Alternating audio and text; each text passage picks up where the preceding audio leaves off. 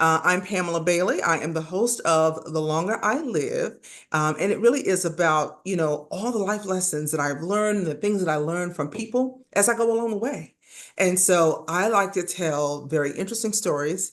My whole brand is about family and family reunions and dating back from the time that we were enslaved people to the time that, we are living as freely as we can, even with strange things happening in the country right now. And so anytime, I'm able to see families sort of get together and have good stories and good endings, I'm excited to talk with people. So I am here with someone who is really special. I'm going to do a little bit of an introduction of you, Annette, and then I want you to tell a little bit more about yourself. But Okay. I did an interview recently, and your name was all over the interview. And I interviewed my sister-in-law who ended up finding her father. She'd done a DNA test in hopes of finding a sibling. And she didn't find a sibling, but she ended up finding her biological father. And it has turned into an incredible story. And you are the person who helped to make that happen. So before we launch into the interview, I want you to share with my audience a little bit about yourself. Hi, everyone. Again, my name is Annette Russell. By trade, I'm a DBA, a database administrator, so I have 40 years of IT experience. However, my hobby, my passion has always been ancestry. I think, y- coming from myself and not knowing, and then to finally know, I felt the importance of knowing who they are, who knowing who was part of your creation and the way you walk, the way you talk, knowing all of these things about people that you've never met is incredible. So um, I live in the DMV area, grown up here all my life.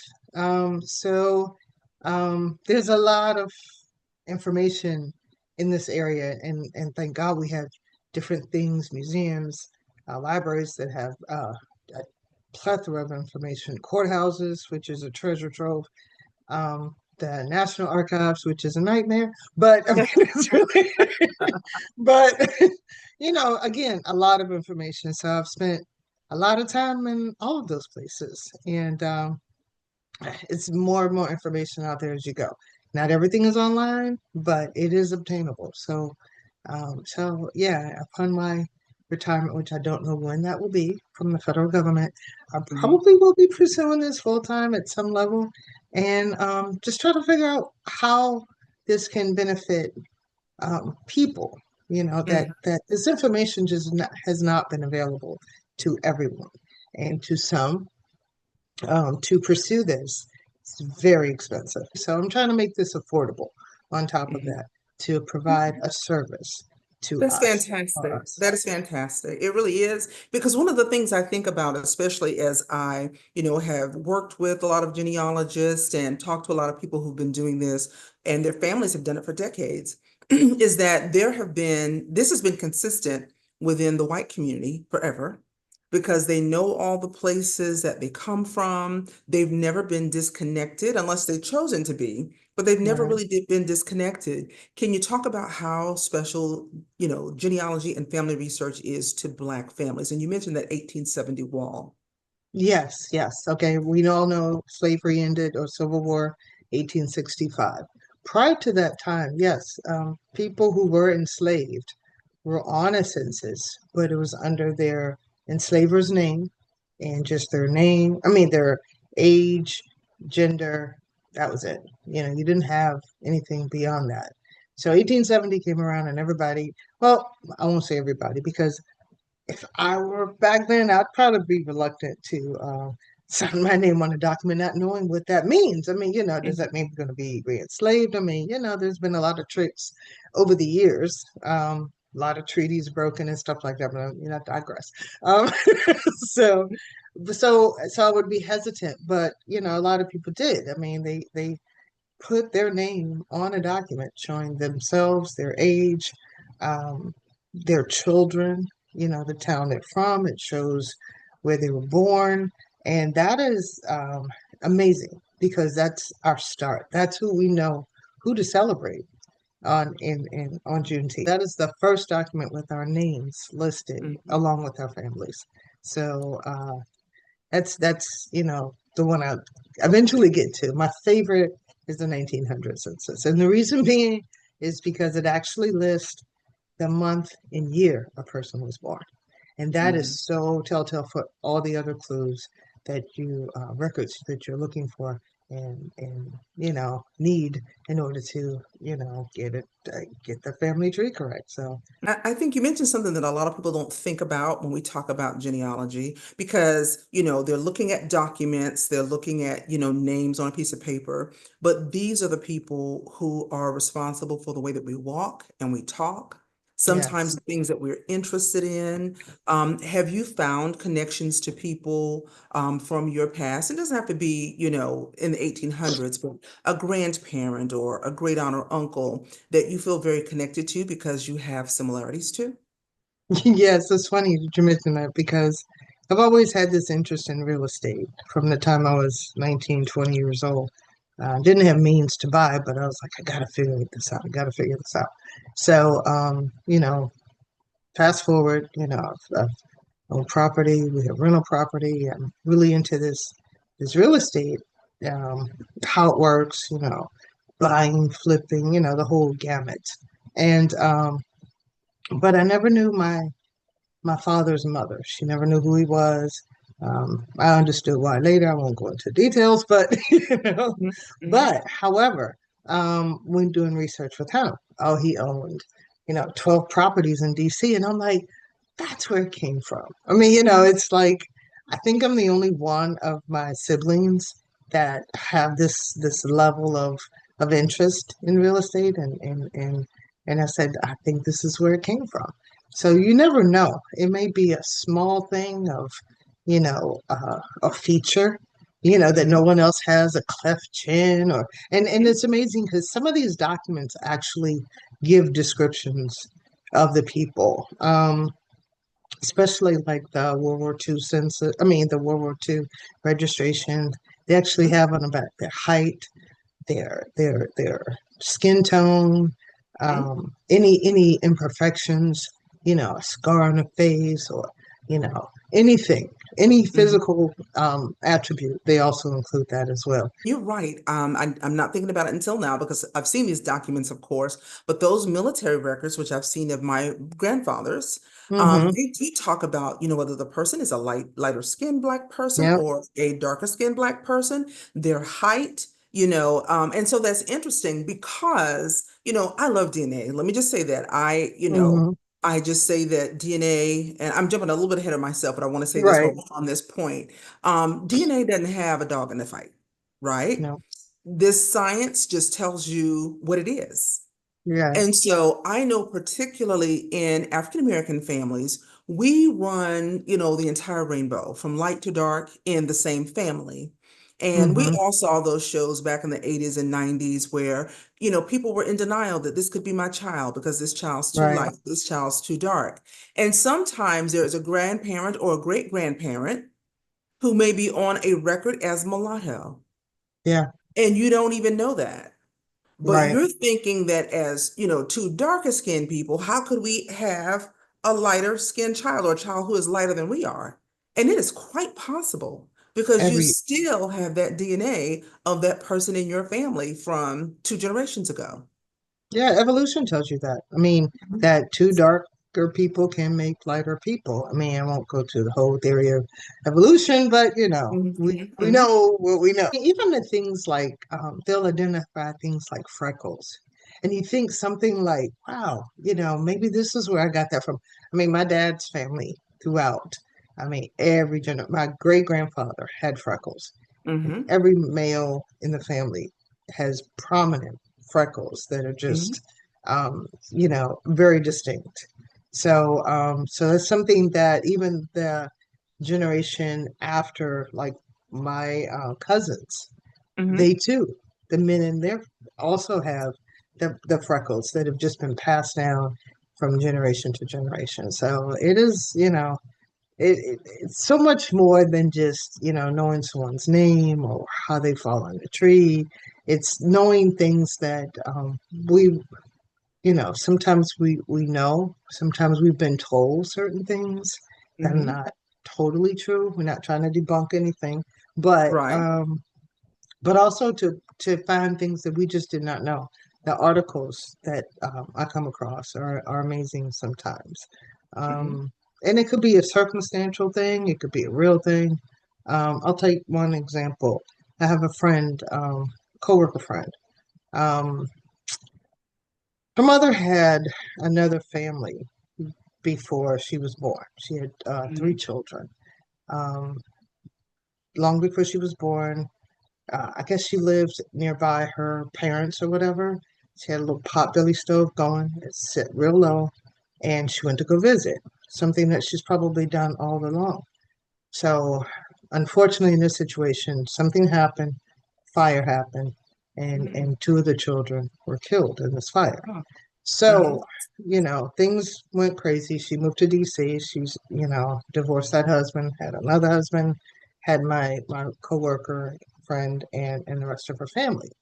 So it was so devastating when I did her tree. I was like, well, what happened? And so when I looked at other articles of papers that around that same time frame, they weren't the only children that died in a fire that that weekend. And then you look a week before, they had just released two arsonists. Had her mother known this, sometimes we take things to our heart to, that somehow blame ourselves, but I don't think she was to blame. There's been situations like that Hmm. constantly where you think something happened, but when you go do a little bit more research, you find there Yes. may be more behind the story. But sometimes there's a relief there to know that the truth is not necessarily um, just black and white. It could have been Right. other theories that it could explain the whole situation. So Yeah, even for my own family, sometimes I found things that make me have a lot more compassion. You yeah, know, yeah. you So think, it's yeah, it's amazing the information that you can find out there, and there's so many sources. so how did you fall into genealogy? Like what made you decide that you want to do it? And talk a little bit about how long you've been doing your own family research. Ooh, um, my grandmother, my grandma Ada, she was always talking about our family growing up. We are two parts Indian, one part African. He's from the Gold Coast. His name was Rob Roy. He came over here on a boat. I mean, I always knew that as a child. I knew the Hmm. story. Hmm. Upon her passing, and to be honest, at that point, I was interested, but in the teen years, early adult years, I didn't know where to start. Hmm. So she passed away back in '86. And so when we were cleaning out her stuff, I actually found her records and all the stuff that she had collected. Now, lived in DC, so she would take the bus to the National Archives and do the hardcore research back in the day. This is in the '70s. So, so she had quite a bit of information. Um, I still sat on it for a while. So until about hmm, 2002, 2003. This is before it was available online. You could get CDs and, the information was already old by the time you got it, but I used it Hmm. anyway. And then I said, well, let me just stop horsing around. Let me create an account. So I did that in like 2011. So after doing my family and my nieces, my nephews, my cousins, I just kind of just branched to anywhere and any connection I could find to my family. I started working with coworkers, like, hey, let me do your family tree, He's like, oh, let's go again with this family tree thing. So, and I still do that to this day. I wanted to ask because you did say that your background is in IT. Yes. And so I'm curious to find out because you do know a lot about research, like you know about the various documents and the kinds of things that you find on the different documents. How did you actually learn how to do the research? Just I have a cousin who is my mother's half first cousin, basically. Um, she's helped a lot. Her name is Rose. And so she helped me a lot in the beginning. telling me about different documents and things to look for. Um, and so we talk. We still talk to this day. I know that you use DNA as Hmm. far as research goes. And I know that there are, and we're going to specifically talk about the African American community. I know that the African American community, there are millions of us who've done it. And yet there's Right. still millions of us who are leery about it. And I understand that I because do. historically, how our bodies have been misused. And how our DNA has been misused. People think about people like Henrietta Lacks, Hmm. and how, corporations have made millions of dollars, off of her DNA without her permission or her Right. family's permission. So it's real. Like, the concern in terms of the ethical use of DNA is absolutely real. And so I understand when people may have some type of a moral objection to using their DNA. Right. But there's also those folks out there who just don't believe that DNA is accurate, that there's no way that DNA can tell you some of the things that it can tell you. And you and I both know that that's not true, that it Yeah. is a pretty exact science and it was developed for the purpose of paternity tests, used by Hmm. the courts, as well as for use with police work and those kinds of things. But I want you to talk to me a little bit about your use of DNA and how you feel it enhances the genealogy. Okay. Well, yeah, you're right. A lot of people are apprehensive about it, but they're like, oh, they're going to use my DNA and they're going to know all these things. And I'm like, they probably already do. I mean, the reality is if you were born in a hospital, ever been to LabCorp, ever had blood work done, you know, um, they already have it. It's Hmm. how you want to use it. Hmm. Um, so for the sinister purposes, if it was there, it's already there. Hmm. Um, this purpose is to connect you with people that you don't know. I mean, I'm talking all the way back. And I've met African cousins. I mean, when I was telling you, my grandmother said, we come from the Gold Coast and, we're from it. Well, sure enough, I found a cousin from Ghana, which was the now name for the Gold Coast. And yeah, he's a Shanti, he speaks Twi. So it's like, okay, this is amazing because this is exactly what she said, and here he is. I'm encouraging a lot of um, Africans, I've been talked to him, at least into to do the DNA test because Hmm.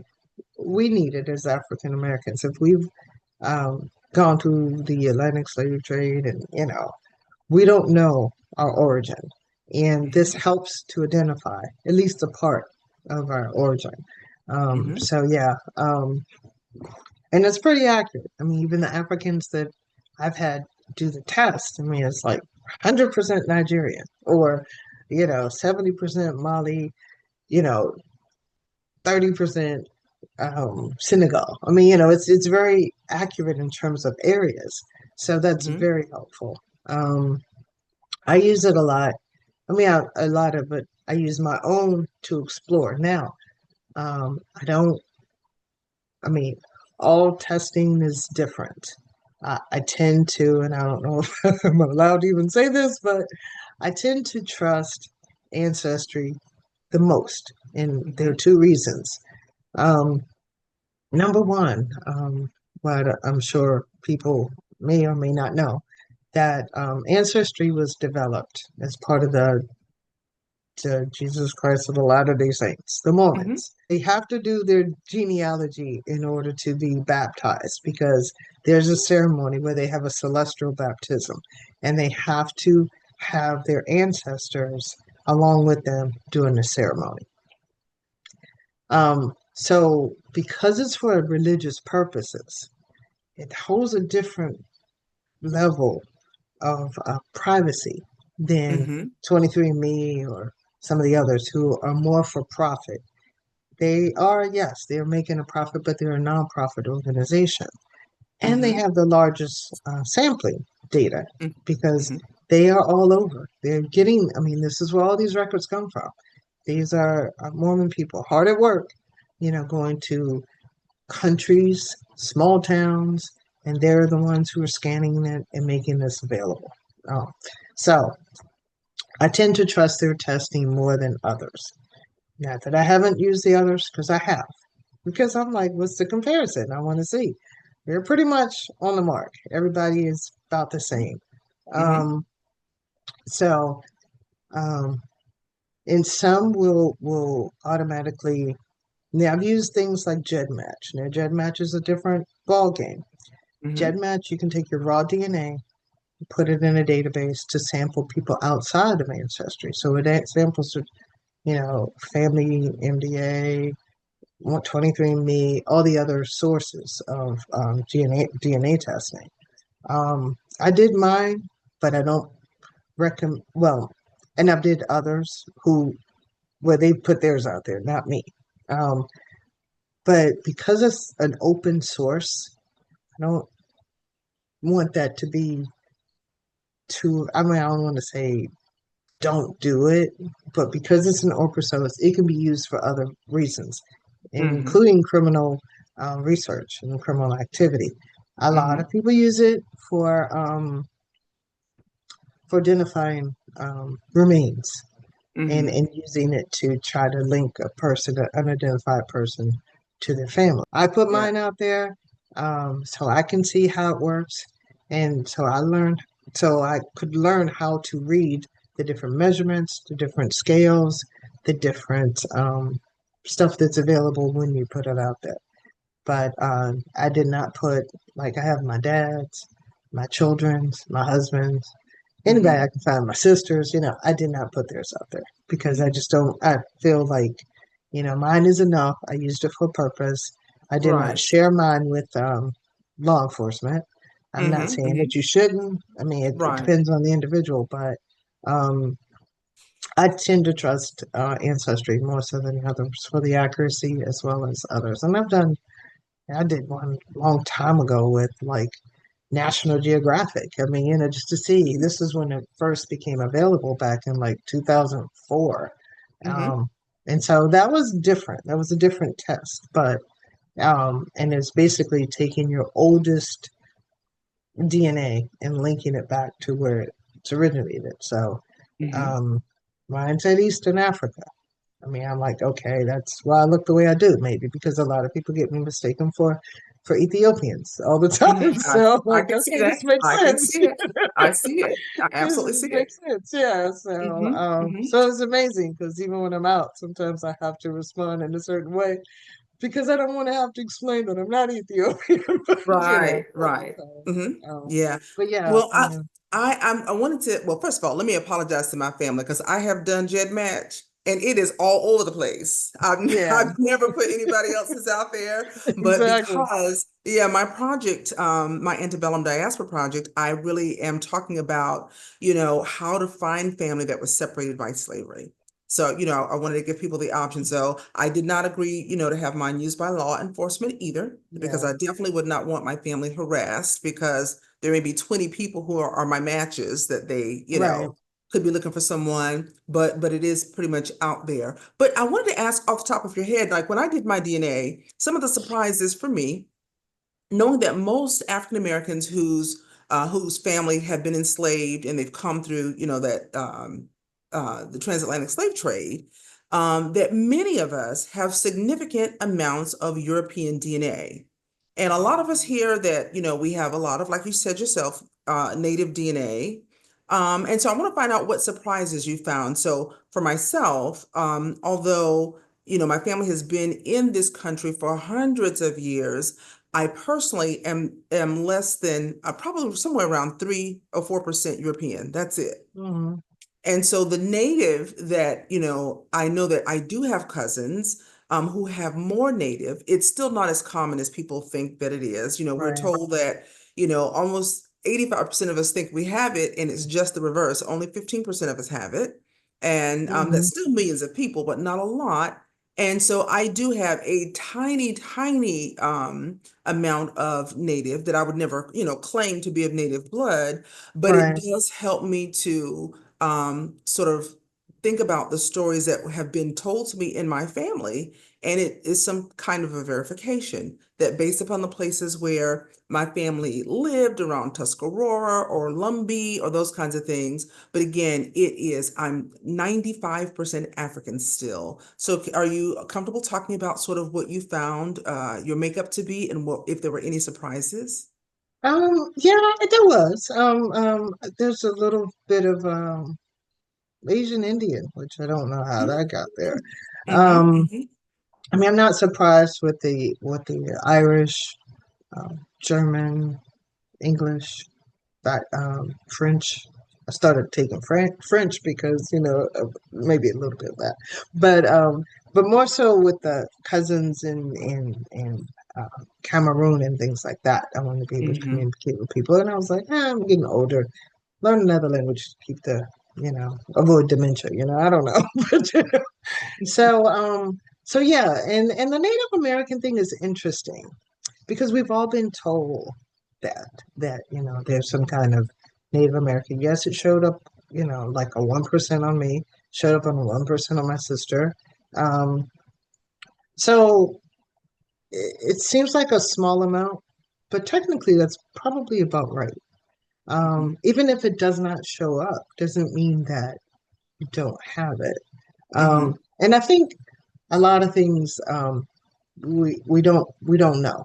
I mean, when the census taker went to this door and they saw this person, and hmm she was fair skinned, she had long hair, she had dark children, so hmm mulatto. They didn't ask her. They didn't say, Right. "What do you mix with?" They didn't hmm ask, "Was her father white?" They didn't ask, "Was her hmm father Native American?" So we still don't know because it says mulatto. You don't know whether what the mixture was.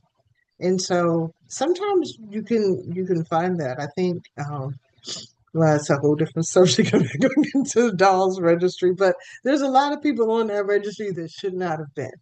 And there's a Right. lot of people on the dolls registry that should have been Right. on the registry. It was all about profiting for money and Right. and Right. and and some kind of accreditation to land. hmm So hmm so I used to think that when I saw mulatto, that meant there was just a lot of, interracial, black and white interracial. But hmm then as have done more research in other families that I mean, the DNA did not show up, but you could clearly see it in the census records. hmm Um, I was like, maybe that was a mistake on their part and not on, the individual's family to Right. know that you called it this, but in actuality, it was hmm the mixture that we were told, the Right. Native American background. So, hmm I mean, I used to hear it and kind of, I don't, sound cruel, but I used to hear it and cringe because I was like, why don't you never want to claim your own blackness, or maybe it wasn't what you thought it was. But now I'm embracing it more to say, well, maybe it was. hmm Maybe, we've been here a lot longer than most people give us credit for because many hmm people were here before the Atlantic slave trade. So, Oh, for sure. so For sure. maybe that's where that mixture comes in. Maybe hmm because it's so far back that it doesn't show up, but it doesn't mean it's not there because DNA is tricky. It's not going to show hmm everything. It's going to Right. show your mother, mother, mother, mother, mother, your father, father, father, father, father. All hmm that hmm stuff in the middle may not show Right. up at all. hmm So, so it is still has its limitations where it's not going to give Right. you everything. I would suggest people do it. If you have a curiosity, just do it.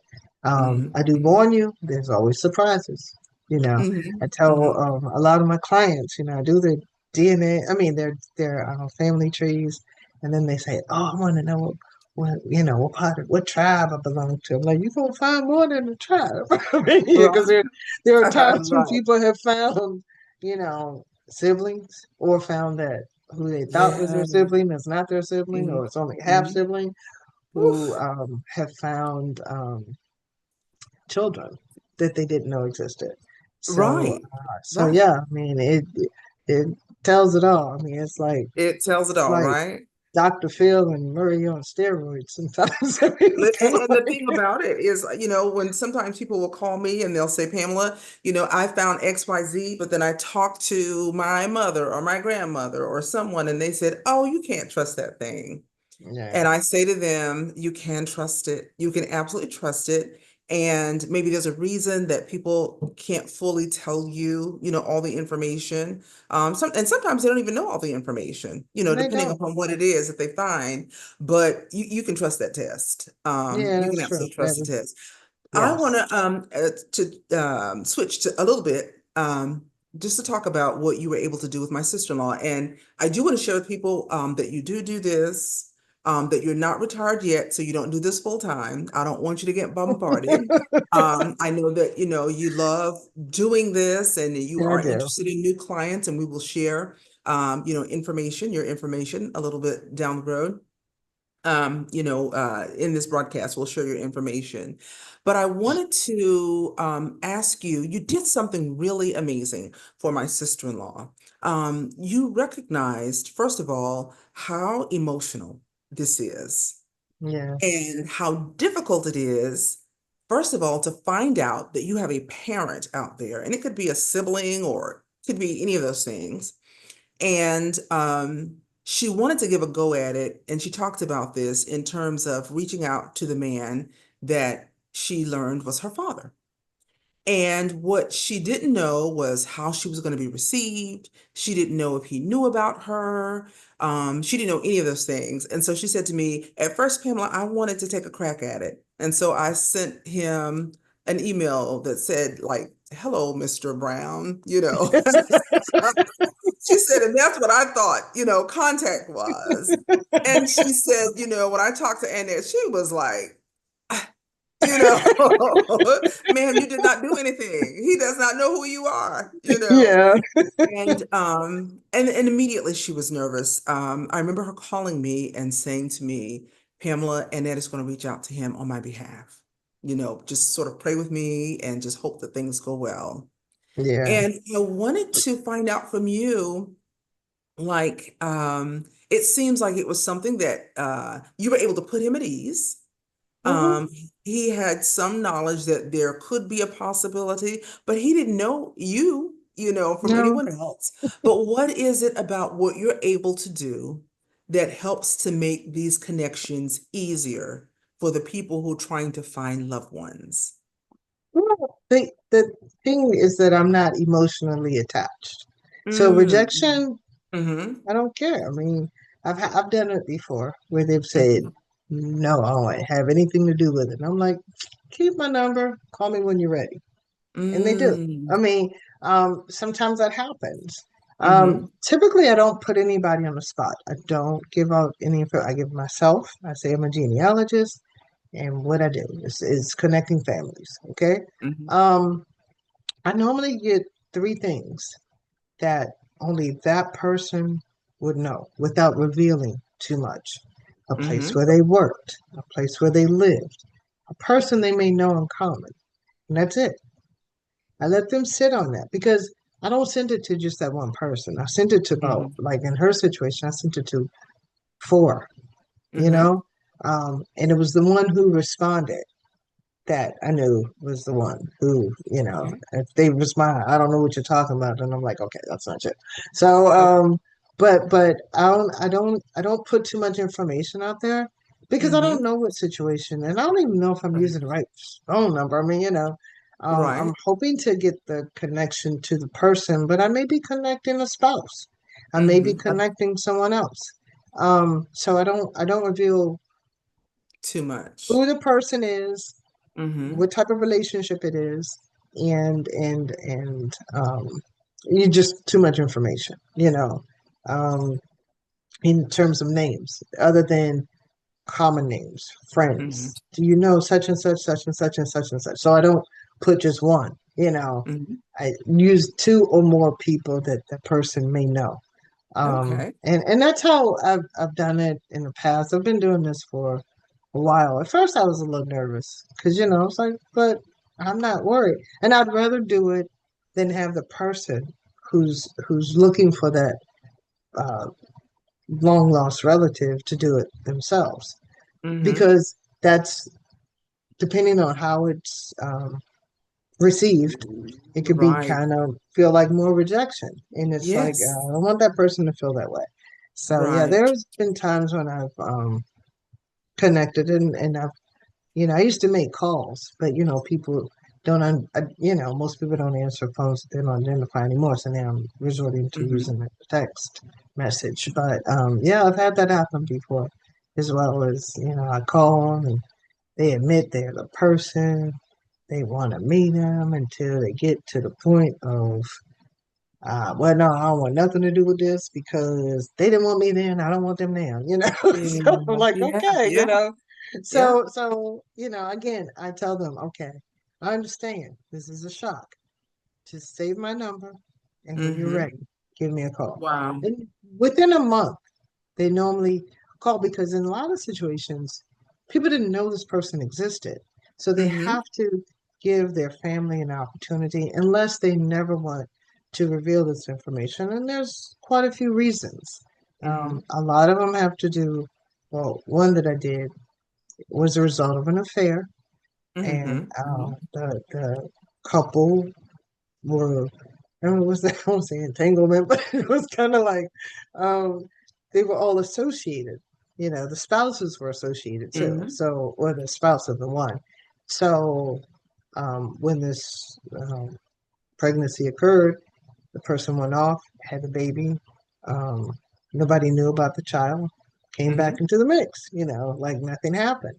Mm-hmm. So many years later, it surfaces and they're like, yeah, I would love to, but I can't because the Right. relationship that I have with this couple and this family means more to me than revealing this information. And I don't know Wow. how it will be received. Recently, I've encountered that very same situation where, um, the circumstances just does not allow the male to to explain to his family Mm-hmm. the Mm-hmm. circumstances behind this young lady's birth.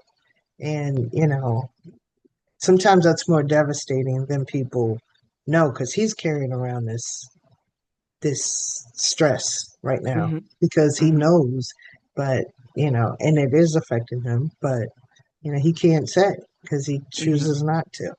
Even Wow. though so it can be kind of sad in Yeah. some cases. Most cases is great, Okay. but Okay. there have been some difficult ones. Right. And you have to be the right person to do this, which is what I love about meeting you and your story, because something that you said is so on point, is that you have to be a person that is not going to judge. Right, Understanding that people have been humans and acting in ways and making mistakes and doing things since the beginning of civilization. right. That's true. And it's not necessarily, at this point, whether it's right or wrong, there's so many things to consider. And then, you have to deal with the aftermath of the person, who is searching and again feels rejected. And the last thing I'm going to ask you about this before I ask you about your own family and, anything that you can share in terms of your own search is there ever an occasion when someone says no initially, but they do come back later and say, yes, I want to open this door and walk through it? Absolutely. That has happened several times. A month or 2 months, they come back and Hmm. it's like, I really want to get to the bottom of this. Sometimes it comes off with a little hostility as if, Hmm. you Hmm. know, I've just called them arbitrarily and said, "Hey, you have a child." But most times they do get to the point where they want to meet them and so on and so forth. And in some cases, I do like a preliminary, no, well, more like a public search of Hmm. vetting the person because I don't have any software. Well, I have little software that can dig a little more, but to do a preliminary search on a person to make sure that I'm not introducing something into a person's life that could be Yes. harmful. You know, Hmm. Hmm. through my research, again, I use public software, public courthouse records and so on and so forth, just to make sure there's no issues. I Mhm. remember one that I did, and I researched all the family. It was like this nephew, and he was like, I was like, look, stay away from nephew, okay? Right, right, right. Nephew had stuff yay long. Mhm, I was like, mhm. don't even leave your purse around nephew, okay? Because Right. we don't know. Yeah. I mean, so I do a preliminary search to put the person at ease, so they won't think that the person is necessarily coming for something.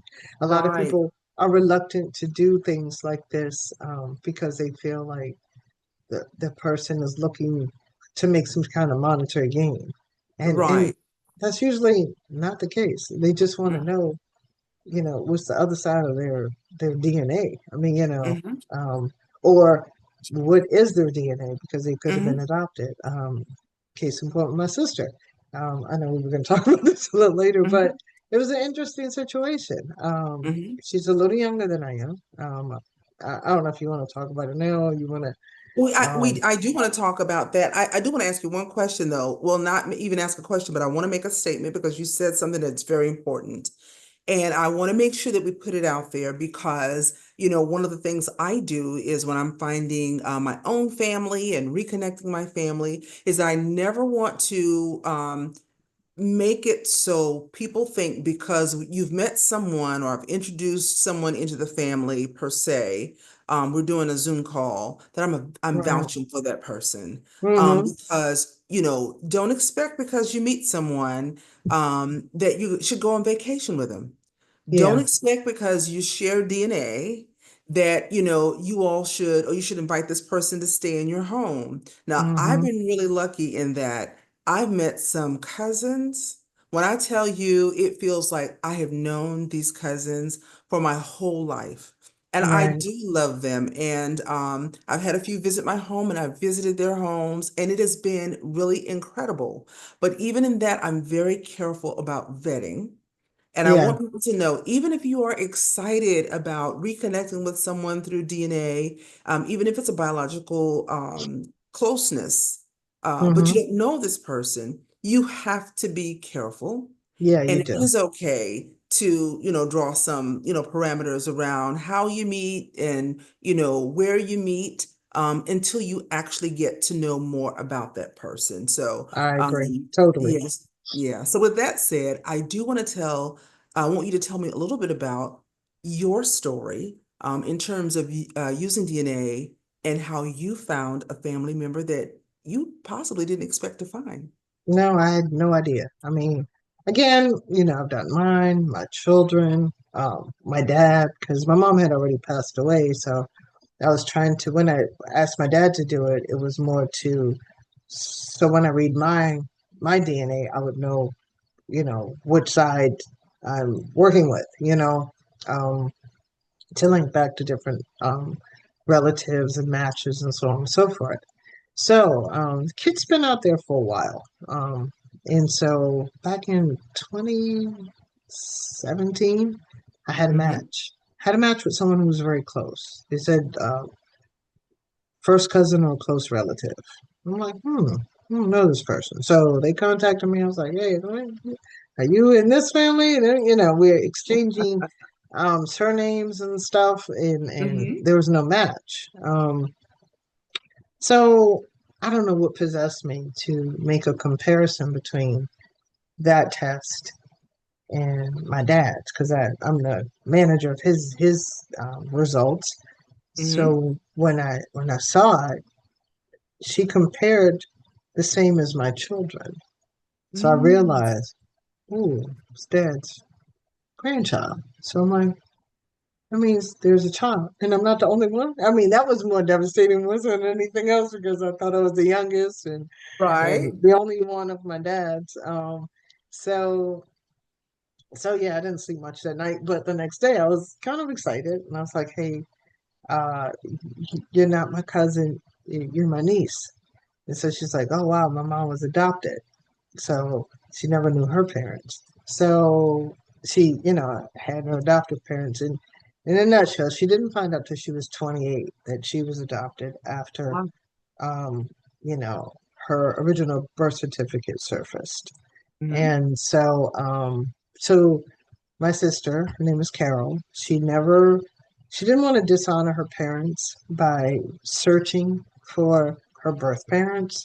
Um, so it wasn't until, my mom had passed, her parents had passed, this test came up. So it was timing was everything, I think, in this situation. And sometimes that's all it is timing. Mm-hmm. When it's time, when the time is right, things will kind of fall into place. Um, so so basically, it was at a time my parents were like on break. I guess big argument around the time. I guess my mom was pregnant with me. I don't remember exactly, So they were on break, and he met Carol's mother. They dated briefly. Um, she said she was pregnant, but my dad was like, I don't know. I'm going back this way, so call me when you have the child. Well, she could not support, you know, the child, Carol, at the time because she already had a son. So her sister's neighbors, who desperately tried to conceive children and had various miscarriages, she Mm-hmm. made an arrangement for them to take Carol. And I guess um,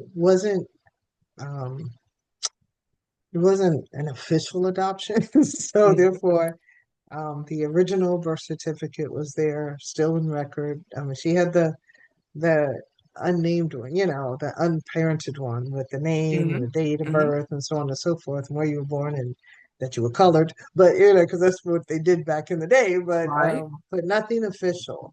So it wasn't until she discovered this, I think back in 1988, Mm-hmm. when it became an issue with a car, and the car was in her name, but she had to have her original birth certificate, that she discovered that she was adopted. Wow. Her Wow. story is really amazing, but um, so so fast forward, this is her first clue to her parents. So, I go to my dad, I'm asking him, he's like in his 80s at this point. So he doesn't even remember half the stuff, but he wouldn't let it go. So I was like, okay, something's to this. So I started Mm-hmm. putting a time frame to it. I was like, Dad, I mean, did you have a fling in it?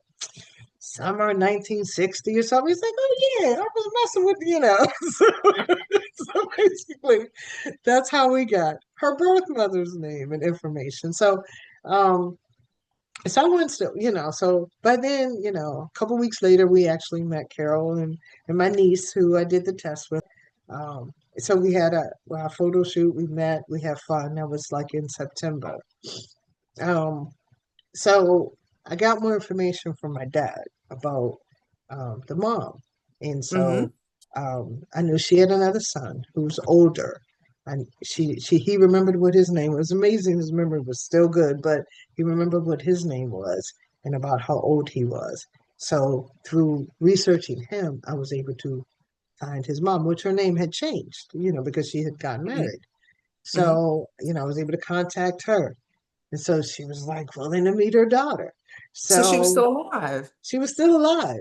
So So let me stay right there to make sure I'm understanding how this is going. So you find this person who's been adopted, and not I only do find, you find out that she's connected to you through your father, but you yes, help her find her birth her mother. mother, Oh, yes.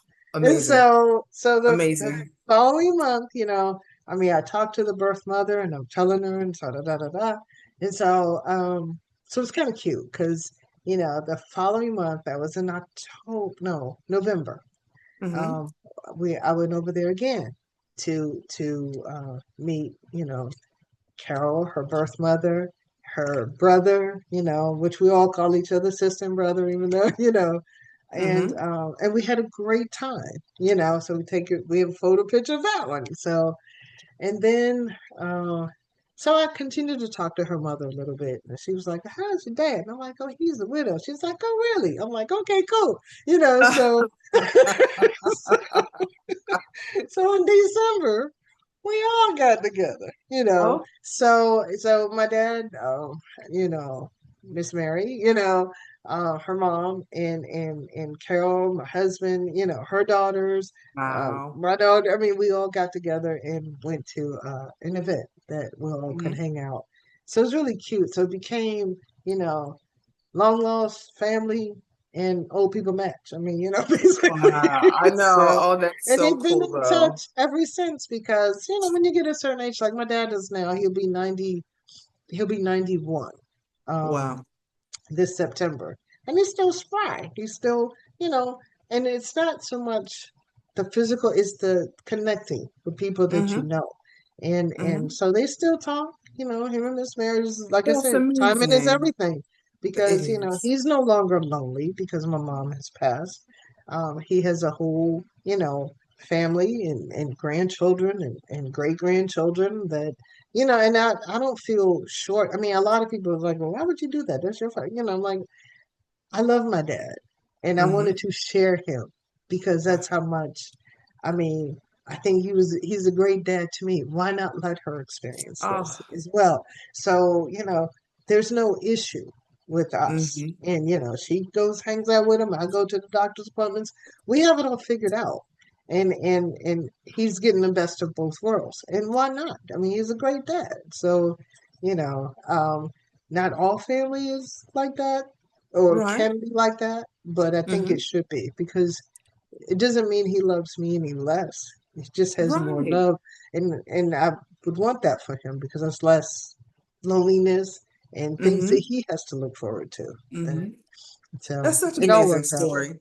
Oh yeah, and I Yeah, love the fact that you asked the question and he gave you the answers. yeah.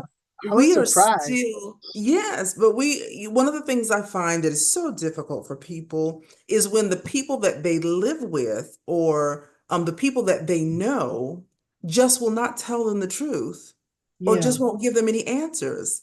And you think about, even down to the point of someone asking who my dad is. You're Hmm. asking your mother, who is my dad? And that mom won't just says, I'm not telling you.